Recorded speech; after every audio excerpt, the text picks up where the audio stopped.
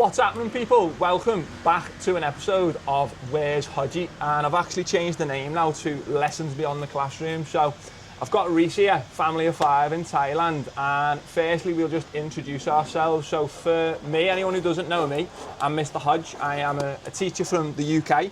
I've lived in England. I'm 28 years old and I'm from Liverpool. And at the minute, last year, I quit my job to chase travel dreams, and currently in Koh Phangan in Thailand. So that's where I'm currently at. Yeah, and my name's Reece. We moved to Thailand as a family of 5, me, my wife and 3 kids. Didn't really have a plan, just turned up, sort of winged it. Was going to leave at one point, then was offered a job. Back in the UK, did a bit of marketing, worked on the railway for 10 years. But yeah, kids are in school and everything, and we love it. Nice. So we wanted to meet up today. So he's living in Koh Phangan at the minute, and I'm here sort of on I say holiday, it's a longer holiday. I've been here Extended. for two months, like it's called Sticky Island, innit? So I was only coming for a week, then I stayed for a month, and I've been here for 2 months now.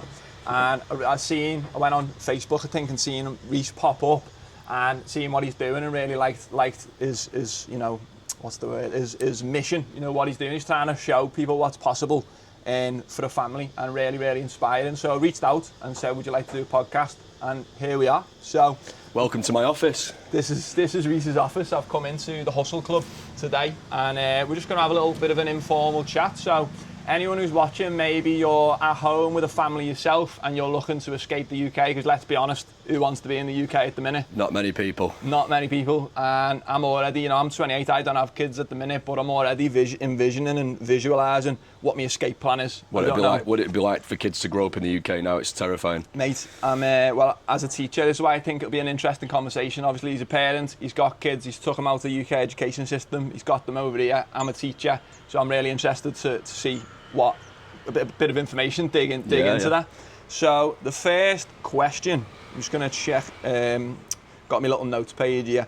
So you've moved to Thailand, you've given us a little bit about your story, but what was the main factor, or like the breaking point, if there was a breaking point, that led you to leave the UK? There's not one main factor really, but we've always, me and Nicola, before we even had kids, we always wanted to leave the UK and go to somewhere warm, like most people do. Blackpool's warm, innit? No. Liverpool's probably 1 sunny degree Blackpool. Warmer. Yeah, sunny Blackpool, not anymore, with all the chemtrails. Oh yeah. Tinfoil hat. That's a story for another day, innit? Yeah. But it's the weather, the crime. The crime in the UK compared to here. Everybody says, is it safe? Your kids can go to the night market here at 10 years old on their own. It's 1 kilometre long. You can just drop them off at the bottom of the market, go for something to eat, and they'll just go off with their friends and come back. And you know they're safe. The culture in Thailand. Look at the youth today in the UK, the culture. They don't have that here. It's a Buddhist country. They've got like the old sort of way of life as what we used to have when it comes to sort of community spirit and the way you should behave. Like you don't go in a shop with your top off. In the UK, you'd see that in summer, wouldn't you? But you don't. You'd see it in Benidorm. 10 degrees, and you've got. I'm not gonna lie. I've done that myself. We've all been there. I've been the Morrisons with my top off. Like. Yeah, you've got to feel good about yourself, though, aren't you? To do it. Like, you've got to be good in the gym and that. But yeah, so everything, sort of the culture, the cost of living, the taxes, the stupid red tape everywhere. You can't even start a business, can you? It's just you get hammered with. You've got to do this course. You've got to pay this tax. You've got to have this license.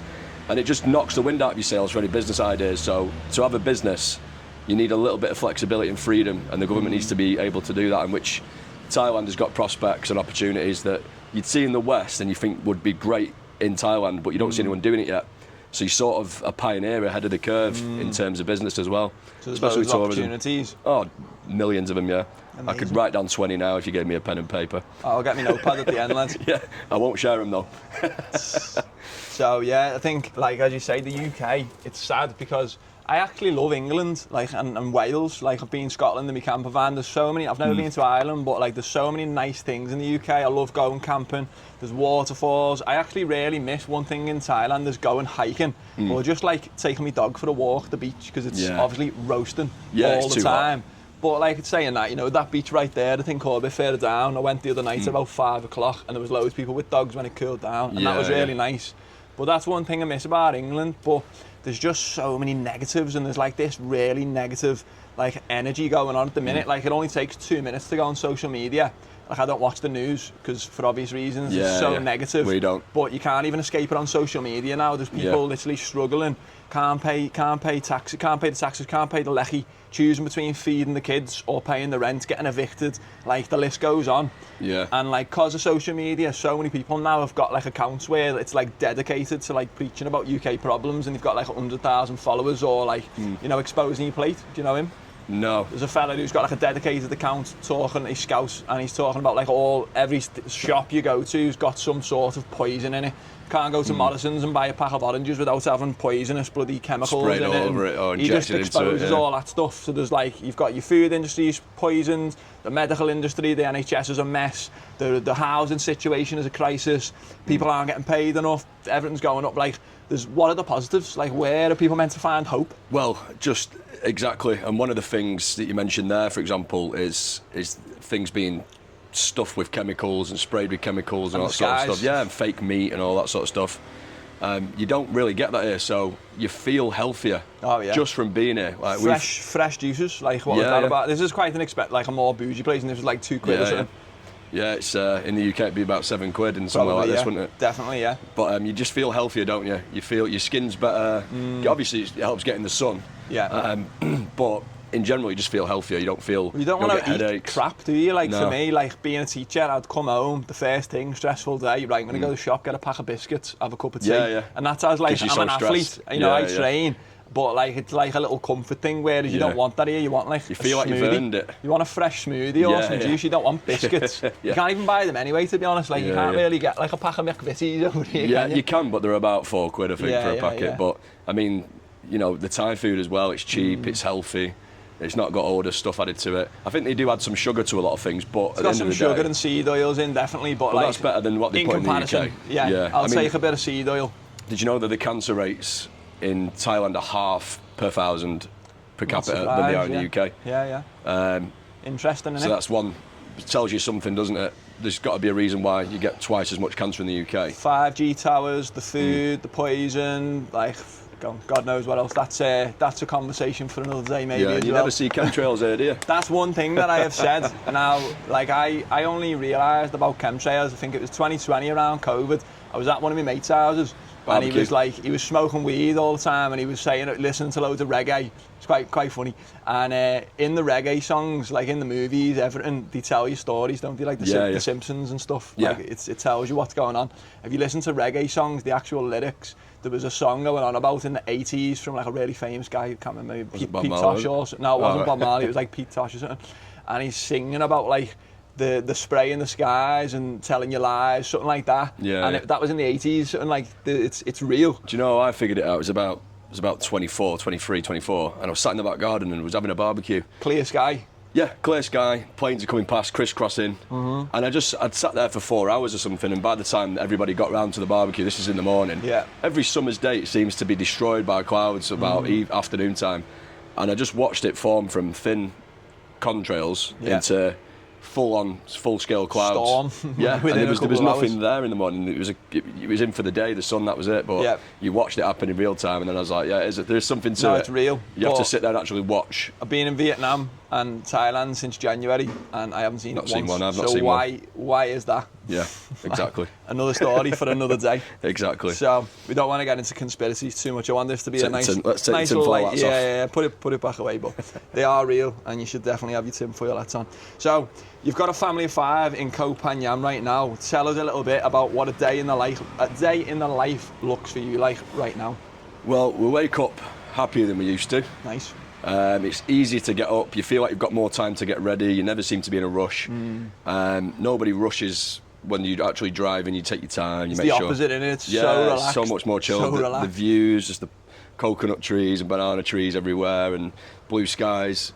You're passing coastlines like this every time you go anywhere, and you just sit and you're like, you have to pinch yourself, especially at times of the year where the tide's higher. Yeah. Because the higher the tide and the sunnier the sky, the more clearer, pristine it looks. It just looks unreal.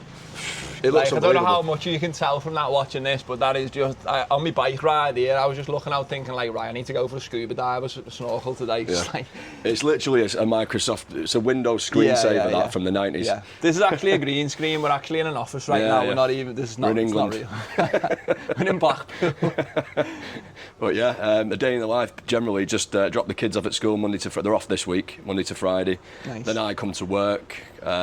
My job's in marketing, so I don't only run the social media stuff with my family. Which, by the way, since October we've got up to 160,000 followers, which is quite I think we was on about 10,000 before we left. Wow. But we did like a 10-day countdown. That's how it started.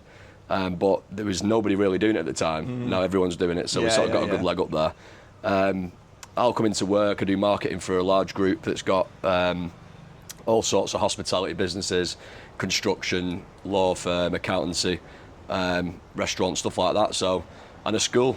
So basically, I just look after the marketing for the group, and that's sort of my 9 to 5:30 job, and I really enjoy it. And it's the first job I've ever had in my life where I don't mind coming in. It's like a break. Getting home and the kids jumping all over me after I'm still trying to do my messaging and stuff, so it can feel like this is the break coming here. Cracked it then, haven't you? Yeah, absolutely. Yeah, I'm sure a lot of people would kill for that. Yeah, but when we go home, the sun's just about to come down, so we don't really get to see much in the week apart from when I'm out doing going to do things for work. It's a good trade-off though, isn't it? Yeah, because on the weekend you're in paradise, aren't you? Yeah. Nice. It's a beautiful island, and there's so many nice beaches that you're never really going to get bored, and if you do, 20 minutes on a boat to Samui, which you should be able to see in the background there. That's a whole other world. That's very, very commercial and much bigger island. So feels like a commitment saying, oh, I've got to go and get a boat, but like 20 minutes, like you drive 40 minutes in Liverpool to get to like, a little day out in like Cheshire Oaks or whatever. Even in Blackpool, we'd drive 20 minutes to go to the city centre, to the town centre in Blackpool, and it was terrible. I mean, so you're getting a speedboat, which I think was about £8, by the way. So I mean, it's pretty cool experience. It's fun. The kid, my youngest, is free. There's only me, my wife, and then the kids are half price, so it's only about £24. How many 3-year-olds have been on a speedboat across Thailand? You know what I mean? Exactly. It's a luxury, isn't it? Yeah, definitely. Most people wouldn't dream of taking the kids to Thailand. They just want to come and relax without the kids. But I'll tell you something, it's less stressful than it is in the UK having the kids here, so yeah, it's a pleasure. No, like when I was a teacher, I was seeing quite a few kids. Obviously, the slightly more the well-off families, but like kids would come back after Christmas, really tanned, and I'd be like, "Where have you been?" "Oh, I went to Thailand for 3 weeks." I was like, oh wow, like nice. parents take, like I didn't get to do that. No, I was very lucky. My family got to go to Spain and Turkey and stuff, but like my girlfriend, she's like, she never went away anywhere. They went camping in Wales. So it's become a lot more of a luxury now as well. It's really sad, isn't it? The fact that taking your family on a nice bit of time away is like considered a luxury, which is really, really backwards. And that's one of the good things about living in Thailand is if you want to go on holiday, it's the cost of a boat over there, or a flight to Chiang Mai is probably like £250 for all of us. And then the hotels when you get there are cheap, so it's like you're not got to save up all year to go to Florida or somewhere special every now and again, every 5 years. My mum's mate went to like New York at Christmas, which doesn't interest me, but I'm sure she said she spent £20,000 or £15,000 on like 6 nights in New York. Well, how long would that last you?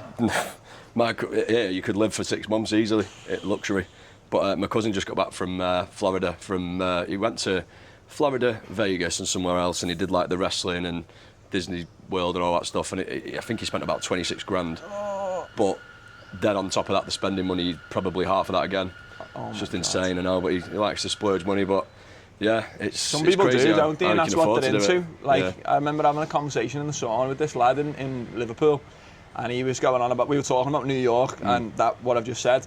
And then he was saying something like, yeah, but it's New York, like, it's magic, nothing compares to it. When you're there, maybe you feel like you're in a movie. Yeah, you feel like you're in a movie. And I'm like, yeah, but you could go to Vietnam, Thailand for about 6 months and do this. So it depends what you're into. For me, used to be able to go to New York for Christmas for £500 for a week. You can't do that anymore. No. And then can't get to Blackpool for £500. Yeah, Network Rail. But it was about 15 years ago. You'd go there and you'd buy another 2 suitcases to fill clothes because it's so much cheaper. Yeah, probably not that. In Florida, you used to go to the outlets and you'd buy like max like £25.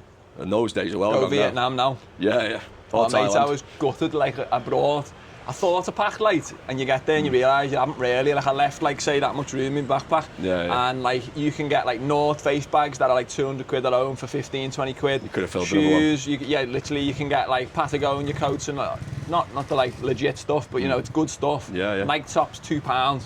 Yeah, I mean the great thing about Thailand as well is no one cares what you wear, and it's not like in the UK where you feel like you've got to wear brands and stuff. It's I mean, this is like a £3 t-shirt from a little mom and pop shop round the corner. But it's comfortable, it's good quality. You don't even want to wear a t-shirt, do you? No, I never not really. have my t-shirts not on. really. When I'm not at work, I'm in a vest. That's one of the only things that like it's not insignificant, but like you know that it's culturally sort of they want you to wear a shirt when you're on your bike and that, and you just want to be ragging it round with your top off because it's so hot. But it's a small price, isn't it? Yeah, I mean, like a vest does almost the same job, so I'm quite happy with a vest on. I need to invest in some good organic cotton vests. Get the Chang ones on, you'll be all right. Yeah. If you say that on TikTok, you get banned, by the way. What do you mean? If you say the word Chang or Jack Daniels, or it's just mad overkill with the safety, privacy stuff. Yeah. If a kid walks past you live on the street, nothing to do with it, everyone gets limited to your live. Wow. Yeah, so it's... everything I'm now making for the short form stuff for TikTok, Instagram, Facebook, I always make sure or try my best not to get any music in the background. Oh yeah, because it can catch you for that as well. Because you want all these things to be be able to post them all across all platforms. Yeah.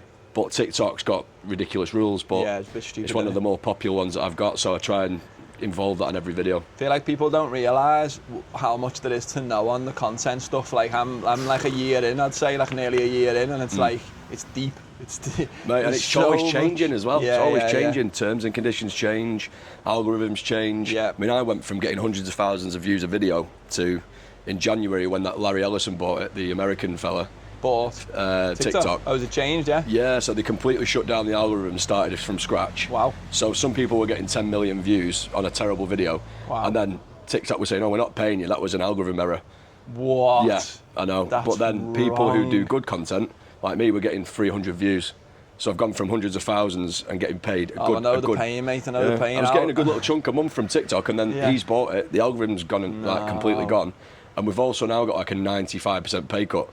So if I wasn't getting £1,000, but if we're getting £1,000 a month off TikTok, I would then get £50 a month. So I think I was probably getting about 600, so I'm getting about 25, 30 now. What the hell? With the same amount of views. You were getting £600 a month? And then I had the Facebook and the YouTube as well, so I was doing all right. But it's all sort of, I had issues with Facebook where they've stopped me, they've asked for me to upload my ID, so I've done it, and I've done that 6 times. It's finally just started paying me again. That's since January. The system's trying to pull you down, they're telling you. It's saying, hang on, that's just since you're January. not getting away. So I'm supposed to get paid today for $500 that's been held since January. Oh my and then God. I can get the rest of it sort of topped up from the next month. Right.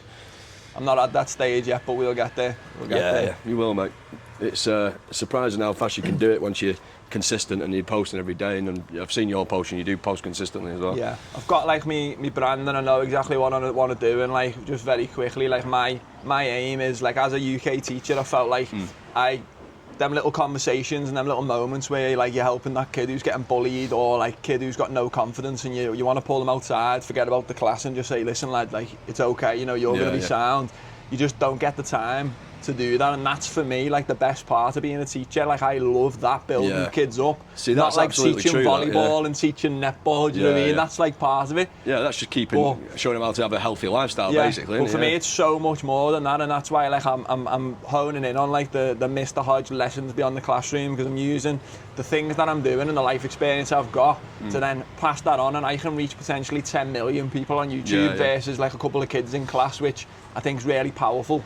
And also, I think I want to keep my content really like raw and authentic, because there's that much AI and nonsense and fake stuff. Like you go on TikTok, like you said, you post a really good video, I'll share something like 2 minutes of wisdom that could change someone's life, literally a kid's life. And that's the sort of content you'll get, one that'll just blow up. Yeah, eventually. And then you'll have tens of thousands but then of followers I go on and I'll check and I'll see my videos got like say 50 views, 50 people in 8 billion people, 50 views, and then some lad doing a little like dance saying "Watch me rip it" or something. It's like 10 million. And I'm just use this song in the background and you'll get loads of views. And you see other people try and get 3 likes, and it's like, I know. It's all about the authentic. I don't want to play into that game of like putting songs on and doing trends and that. But there's like, it's a bit There's of a room for the painful odd thing one where, just to see, yeah. yeah, You've just, got run just out to of play content with it. ideas. Yeah, so it is really cringy, but I feel like it's just all the game is to get your agenda seen, isn't it? So for you, your agenda is you've moved to Thailand, you want to show people, inspire people how to do that. So maybe if you post a couple of little cringy videos to get that seen and see the good stuff, it is what it is, isn't it? Yeah, I just don't. I've tried a couple of those trendy type ones, and you don't get much from it. Yeah, you don't get anything from it, and then people are like, "What is this?" You know, in the comments, because they're not used to that sort of content. It kills me when you wake up the next day and it's still got no views, and you think, right, I've just sold me soul and done some little cringy dance, and you look on it was your notifications, you got 2 new followers. I know the feeling. You wake up after a good 8 hours kip, and you know it's prime time in the UK until you wake up and you've had nothing. It's like a few hundred views. Yeah, but it's crazy on Facebook at the minute. Like I got a video last week, so 600,000 views over like 12 hours, 5,500 views, and then that just died, which literally just completely flatlined.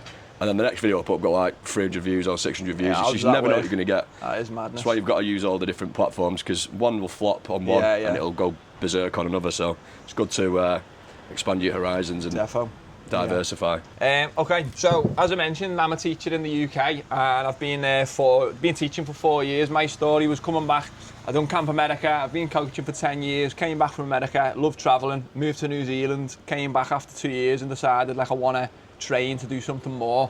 And I decided I was going to be a teacher. So trained, done me 4 years, and then it got to about year 3, and that was the point where I was already like itching, going, couldn't wait to get out there. Yeah, I'm ready for something new. Like I love new things. That's why you've travelled around so much. You're well travelled, especially in this region compared to me. We haven't even left Thailand yet.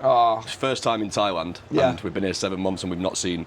Well, the world's a massive we've crossed place, over man. a border to Malaysia for 5 minutes or whatever, or Myanmar, but it's hard when you've got kids. But when your socials go flying even more and you've got income, you can go wherever you want. So one day, I'm looking forward to that. Yeah. So the question is, as a UK teacher, I find it really interesting to know about the difference in education system in the UK. Is obviously a bit of a mess, and there's all sorts of problems. You know, kids scrolling on TikTok late night, coming in half asleep, behaviour issues, there's like knives coming into school. We've had like, I've worked in schools where the kids brought a knife in. Nothing's happened, but like that's happened in a school I've been in. It happens on the news, so it could have happened there, That's in a normal, nice school, you know, and it's the culture. It's happening, and there's bullying, there's kids getting fights on video, and all the kids putting it on TikTok, like it's a mess. So I'd love to know the difference of your kids' experience in Thailand so far versus how they found school in the UK. Well, in the UK, I'll start off on that side. They did like the school, and it was a good school, but they've only got so much power, as you know, in the UK to do things the way they want to do it, and to address certain things. And there's sort of these kids pushed on them that don't even speak English that are put into the schools, and then they're misbehaving and hitting all the other kids, but they get away with it. And it just becomes a bit of a mess. It's a sort of a two-tier system with the kids that can't speak English and have just come into the school, and it's just getting to the point where there was about 5 kids in Nevaeh's class, who's my middle child, and she was getting hit 2 or 3 times a day by different kids. Primary school? Yeah, and she's only 7, she was about 6 then, so we'd go into school, we'd talk to them and say, we sort of, you know, we understand it and we can see it, but our hands are tied, we can't kick them out, and so it's a mess. Not what you want to hear, that No. Oh my God. It's an absolute mess. And the class sizes in the UK, I think there's about 30 kids in each class, and not always a support teacher. So obviously that's a struggle demanding to make sure 30 kids are all sitting down listening. Probably overflow to about 35 by now because they can't say no. So it's crazy. I had a class of 37 once. Did you? Yeah. Wow. Imagine your attention span divided. If that wasn't detention, mate. 37 attention span split between that, like it's impossible to, and you've got kids with like autism, 4 kids with ADHD, 2 kids with emotional issues, 1 kid who's like the super sporty kid who's getting bored, throwing something at someone. ADHD, oh my God, I mean, I have a little bit of ADHD, so I know that. So am I. But so the difference is, there's a few differences. So in school here, the kids are all from different parts of the world. There's a lot of English kids, but also other nationalities, and they have to speak English. And in this particular school, they're on the Cambridge curriculum, so it's no difference at home. They go over to Samui to do the GCSEs. Your kids here are on Cambridge? Yeah. So they have pretty similar holidays. It's all the same, obviously, the same curriculum, and the classes are like classes of 12. Wow. So it's like almost a third. That is magic. Yeah. As a teacher, that is some of them are 8. Some of them might have 8 kids in the class. God. But then you've got the international schools. Ours is a private school with the English curriculum, but the international schools are pretty similar. The only difference is the size, the amount of land it's built on, which makes it private or international. I don't know if you knew that. It's like over a certain amount of rai, which is like an acre in Thailand, is like 2.2 rai. So it's got to be a certain size to qualify as an international school. So it's no different. Still small classes and stuff? Yeah, still small class in international schools as well. And do you have to pay for both of them? Yeah, so ours is about 4,000, which is really, really cheap. Pound? Yeah, which is per child per year, which is really cheap for this country. Right. Because in Hua Hin it was like between 7,000 and 20,000 in that city.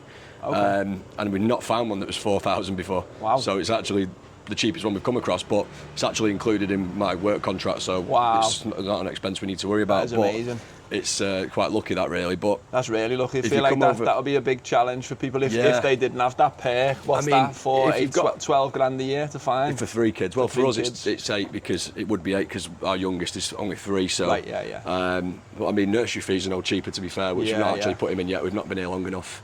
But yeah, I'd say that's not even your biggest expense. Maybe that's £320 a month or something to make 4,000 a year. But you know, your rent is usually your biggest, and then your health insurance probably around the same as your schooling for one child.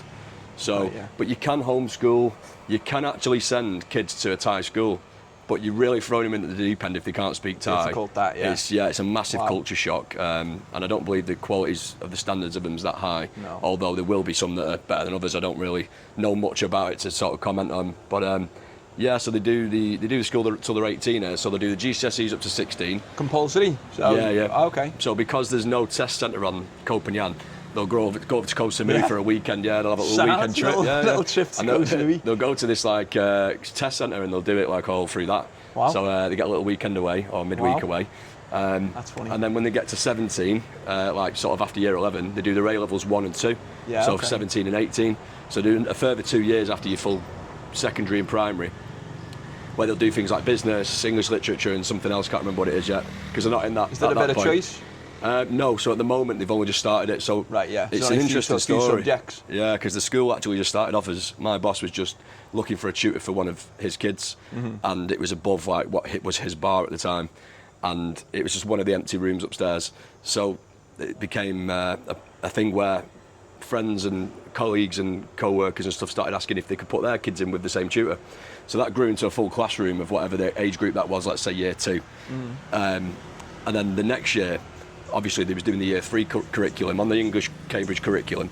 And then because other people had been asking, they just opened up an extra room and let the year 2 and then year 3. Yeah. And then it just built like that every year till there was like a full school. Yeah, nice. And then this year I think it is, they've just opened up the A levels bit. Wow. And then there's a future plan to go into an international school, bigger plot of land and build everything again. So yeah, it's I know a few good teachers in Koh Phangan there, maybe. Yeah, they're all filled up at the minute, you can imagine. But a good thing about teaching in Thailand is if you get a job in an international school or a private school, you usually get free child places or really heavily discounted. Okay. So anybody with any degree, doesn't matter if it's in teaching, doesn't matter if it's English, doesn't matter if it's in engineering, doesn't matter. You can get an English teaching 4-week course, teaching English in a foreign language, or TEFL for short. Yeah. You can do that 4-week course, 160 hours, and you can teach anywhere in the world. Yeah. You can go, about 120 countries, so Vietnam, you could come to Thailand. Yeah. And like I say, if you're working in one of those schools, you're going to get that free child place as well, or heavily discounted, so it's one option for families. Think about, isn't it, if people are looking, because it's definitely a massive factor. That's a lot of money. I didn't think it'd be that much. I thought school would be not free, but that's much cheaper, more than what I thought. Yeah. I mean, it was a shock to us because we didn't really look at the prices before we came. But wow. But I mean, so you've got the kids are all from out of the UK and Europe, where the culture's all about weapons and fighting and rap. You know, we're bringing in loads of different nationalities into the UK. It's made it quite a complex place with different groups of kids, and they all sort of knock about together, and then they're all against each other like gangs and stuff. You've not got that here. Everyone's sort of, like I say, everyone's on the same wavelength. Everybody's come here for a better life. The kids all get along like a house on fire. There's never any problems. Nothing more than a slight argument, but then they're back friends again. Kids are kids. Yeah. But there's no bullying and stuff. It's not really a thing. Yeah. And the culture in Thailand, it's a Buddhist country, so you've got the I forgot the word for it now. You've got the Like the culture of the religion. culture, yeah, the cultures of being nice to each other and not harming anybody Beliefs. or anything. Yeah, it's a nice belief, and it's also nice that it's not a country that takes sides. It's a neutral country. So if there's ever a kick-off around the world, you're safe in Thailand. There's no reason to nuke it. They're all like not reasons that would come to your mind like straight away, but really powerful reasons to live somewhere. Been here long enough, Because like I was saying, I done a video the other week and it done quite well, just saying like living peacefully or blissfully unaware. And I was like, isn't it mad that I'm just walking along this beach now and right now there's bombs getting dropped in like... It's because you've not got the news on. Well, I don't watch the news, but it's just like you're just blissfully unaware and you feel kind of bad. Parties like, I should acknowledge this, like people are dying right now, but I'm like, I'm just standing on this beach and, termites there.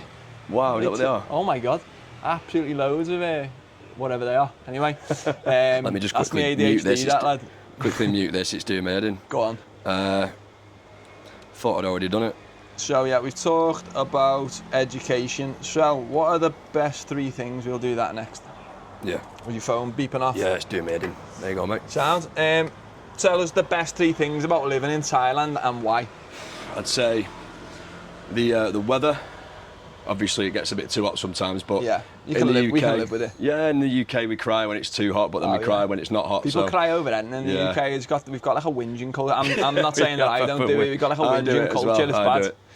I whinge now because it's too hot, but I definitely prefer it here than going back. Yeah. That's one of the biggest things. Obviously, like I say, my skin. I used to get a proper rashy skin on my face, and I used to have to put this cream on it, and years of getting the wrong stuff and going back and forwards to the doctors. By the way, here at the doctors, you just walk in and you just pay you 25 quid or whatever it is, and you're done. Here's your magical potion that you needed all these years, that you waited 8 years on the NHS You don't mind paying it? Like I had to pay. It came to 120 quid to get my staff fixed. I think that's expensive, that as well. Where did you go? Dr. T in Tongsala. Panyan Hospital. It's the best one to go to. Maybe apparently. I think it was a private clinic, but like if my bird went in and she needed sorting out, she was throwing up everywhere, and they just put her on an IV drip. It was like 100 quid, but she was better.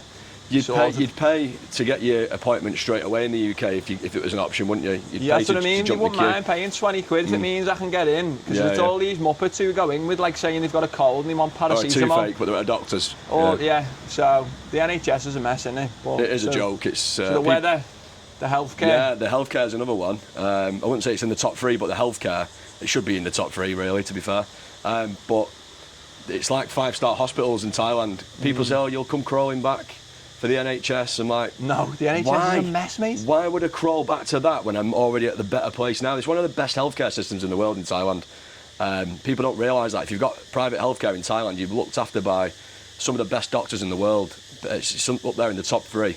And it's cost effectively if you consider that it's the best. It's like best for cosmetic stuff, dental stuff. Well, how often do you have something where you need to go to the hospital? Maybe once every couple of years. You know what I mean? So if you have to pay a few hundred quid and you sort it straight away, it's not much, is it? I mean, the cover for inpatient is good to have in case of accidents and stuff, obviously, but the outpatient stuff on the insurance and the dental stuff, like I say, it's like 25 quid to go to the doctor, so there's no point in paying an extra 200-300 quid a month when you know you're not going to use it most months. So we just pay as you go. Appointment a year.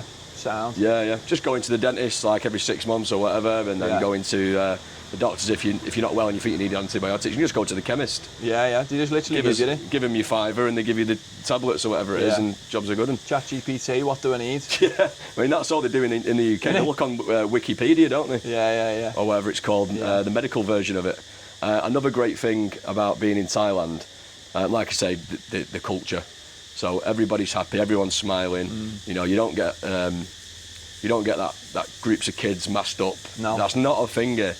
No. People often ask lone travellers, say, is it safe for lone travellers to come to Thailand, lone ladies and stuff? I'm like, 100%. Definitely. Yeah. I feel like if you're, you could say anywhere in the world, wherever's the safest place in the world, if you go to the big city on a night out on the strip at 12 at night, then you're putting yourself in a dangerous place. And of course, that's what they put on the dark side of Thailand on the BBC on the programme, It depends what you want, but if you're a family, you're not going to be going to Pattaya at 1 in the morning, are you? Exactly. So, and if you do, you're a divvy. Yeah, exactly. So, I would say the same. I've been in Vietnam for 2 months, been in Thailand for 2 months, 3 months nearly. Not seeing any trouble. The only one time I seen was a bit mad in Vietnam on this mad walking street was in Ho Chi Minh. and there was a guy with a crowbar, and he looked like he was on spice. He was like this little. He looked like Mr Chow. Was he a foreigner? What? Was he a foreigner? No, he was a Vietnamese fella. Oh, was he? But he was off his head on something. Yeah, but yeah. it was like 11 at night, walking streets, getting a bit crazy. He was on spice or something. That's the only thing I've seen. Yeah. Other than that, alleyways I've walked down, not seen anything. I've seen kids on the beach 10 at night doing karaoke. Like 13-year-olds bringing a big karaoke machine, sitting there singing, playing On the volleyball. beach. It's so nice. Yeah, it's crazy. I like you say, it's like I said before, your kids can go and do the market at night, and you don't even have to worry about them. There's not the Thai people would stop anything happening to them even when you're not there. Yeah, yeah. So it doesn't matter. It's like irrelevant on this island, away from the party place, obviously. Yeah. Your kids are completely safe, and it's usually if there's a problem, like a doctor was killed. One of the best doctors on the island was killed the other day. Wow. And it was killed. They were killed by a British fella on a motorbike. The doctor was walking up the street. He's one of the best doctors on the island, so obviously a big deal. And he was killed by a British guy on a moped, which just hit him and took him out, and he's died. Yeah, so I didn't even hear about that. all the crimes that seem to happen seem to be foreigners. So we're the problem, guys. Don't all come to Thailand, just the nice ones. Yeah, we were talking about this with my missus yesterday, just saying like, it's mad how people can come to the same place, same time, and have such a different experience. So like, for example, yesterday, we decided to do a nice little thing. One of the Burmese staff that works in the place that we're at, we said we're going to take her out for some dinner because they're just so lovely. And she works 6 days a week. Always they get one day off, smiling. And I'm assuming they don't get paid very well. We took her out for a little dinner. And like, she was so happy, you know, probably cost about a tenner, and she was made up. We took a young Burmese lad on a jet ski, and he was like, he was nearly crying. He was so happy. So you're putting into the system, you're giving something, but then other people come and just take and like don't even want to learn about the culture, don't want to learn the language, don't make an effort to like be nice to locals. They just want to come, think they can wave the money around and go, there's a grand, you know. Same with the property and the businesses. There's no one. A lot of the foreigners, they don't want to play the game and, you know, do the system properly, and then it ends up sensationalised that businesses have been closed down, foreigners not doing it properly, and everybody seems to think that that's because it's foreigners, and it's as if like you're not supposed to have a business here, but you've got to structure it properly. You've got to do it the right way, and then you won't get a problem. Follow the law, you're fine. I feel like the Thais are on it. I feel like from what I've heard, just tapping into conversation with people who've got businesses, it sounds to me a bit like there's a bit of corruption with like laws and a bit of like bending of the rules and stuff. But as long as you are good to the Thai people, do something for the community, pay your bills that you're supposed to. Pay your taxes, that's it. They will look after you. If you pay your taxes in Thailand, it goes a long way. If they know you've got a business, you're on a list somewhere, if you're not paying any tax, they know that you're playing the system. You're just shooting yourself in the foot because someone's going to turn up at your door, aren't you? I mean, you're not getting away with it. Yeah, play the game like you would at home. Or if you wouldn't at home, then don't come here. At home, you do want to play the game and avoid tax because no one wants to pay them muppets. It's ridiculous though at home. Here it's fair. You know what I mean? It's taxes are fair. I think 8, 9, 10%, whatever. If that means you're getting subsidised, police care, healthcare, so, you know, that's understandable. 20, 40%. Like my dad works overtime and does 60-hour weeks, and he ends up worse off. He ends up worse off. You may as well just not do it. You know, most people in Thailand are under the bracket. I think it's about 25,000 a month. They're under the bracket of even paying tax. Wow. Most people. But then I watched a video the other day of someone in the UK. This sort of ties in with the costs of housing and stuff. But if you're getting taxed on your massive taxes and national insurance on your wages in the UK, probably 30%. Then you go and get fuel, which is probably what? Taxed. Maybe GST 50% on top of that. Yeah. And then you've got to pay tax for your car. Yeah. And then you've got to pay tax for the road. Yeah, and you've got to pay to park. And council property where it's public. Mate. Public property, and you've got to pay. You don't pay for parking? No. And do you know one of the things and sometimes you pay like 20 baht on some private thing, but that's like 40p. But I saw something the other day. It's not 40 quid for 3 hours in London though, is it, mate? It's true. I saw somebody the other week post something saying, I can't believe the cheek of the council. We've just got a letter through saying your green bin, which is your garden waste collection in the UK, is no longer free. We're now going to start charging £40 a month or whatever it was. And the guy's like, what do you mean free? We pay council tax. We're already paying for the bin. Oh my God. You can't start adding more charges now.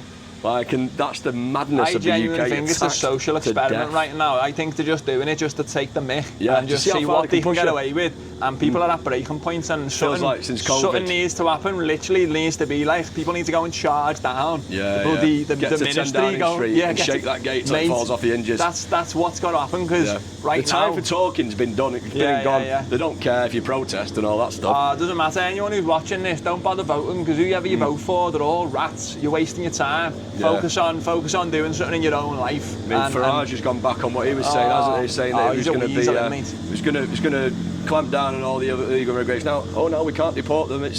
What was the whole point of your whole party in the first place? They're just squealing weasels that will say anything to get in, and then once they're in, they'll do what they want. And the worst thing is, they're just the puppets. The people who are actually pulling strings, we don't even know who they are, mate. We don't even know who they are. But it's the same on the other side. So if you vote Labour, if you vote Conservatives, they'll put your taxes up and they'll put this up and and then as soon as Starmer wins, he does all the things you said that the Conservatives would do. He's a Tory, him. They're all I think politics. I think there's only, out of the Labour and Conservatives, I think there's only left and far left now. Labour used to be. It's all the same. It's all the same wing. Doesn't make a difference. I don't think. I think if you vote for Labour, they do everything quite a little bit quicker than they would have done if it was Conservatives. But they seem to be able to get away with it a bit quicker because the public sort of voted for it. We did say we were putting our tinfoil hats off, but I feel like this is important. So one thing I'll say is that I had a good point there and it's just gone. What was I going to say then? Whoever you vote for, I think it doesn't make a difference, because they're all, whatever their agenda is, like this digital ID stuff coming in, or like the 2030 agenda. This is tinfoil hat stuff, by the way, again. It's all pushing towards one world government, and I genuinely just think that they are pushing people to the limit of breaking points. David Icke was right in 1997. Oh, mate, people have been saying it for years. It's in the Bible. It's like Mark of the Beast and all this. I'm not religious or anything, but all microchips and all this. Like, people laughed 10 years ago, and I was very lucky. Like, I'll say it very quickly, but I was in New Zealand in lockdown, COVID. And I was only 21, didn't have a clue. I see in the news, thought my mum and dad were never going to see them again, because that's what it was made out to be on the news.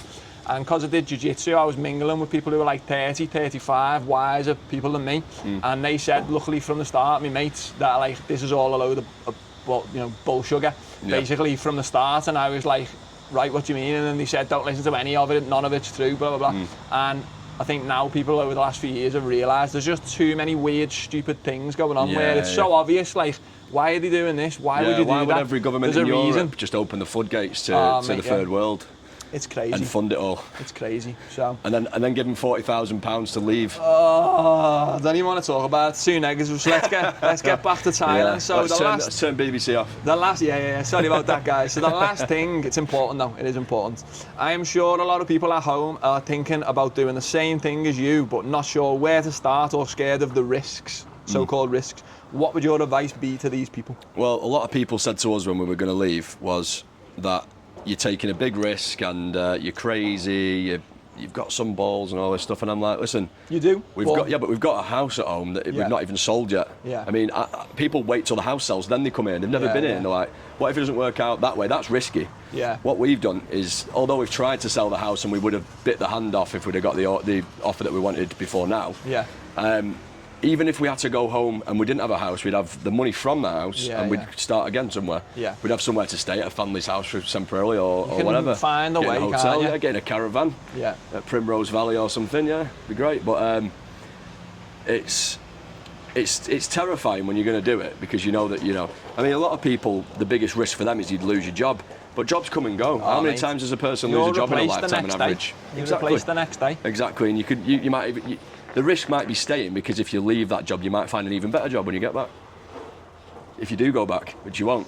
Is it really a risk? Like, I feel like it's just in your mind. Like, loads of people said the same to me, leaving teaching. No, you're a teacher, you've trained all that time, you've got a job near home. Like, so what? Like, you know what I mean? But look, I've only been travelling for 5 months and I've already, like, the blinkers are off even more, where I just open my eyes to the horizons of what's out there, and I haven't even scratched the surface yet. And I know, like, I'm mentally strong, I know, and I'm envisioning that big things are coming. And, like, I'm sure you're the same, because you've envisioned and manifested, like, you've got yourself an amazing job in this office. Got quite lucky. Yeah, but you make your own luck though, don't you? Yeah, you do, and it's just from putting yourself out there sometimes. But like going back to the question of what would I recommend to people, I mean, we sort of came without a plan.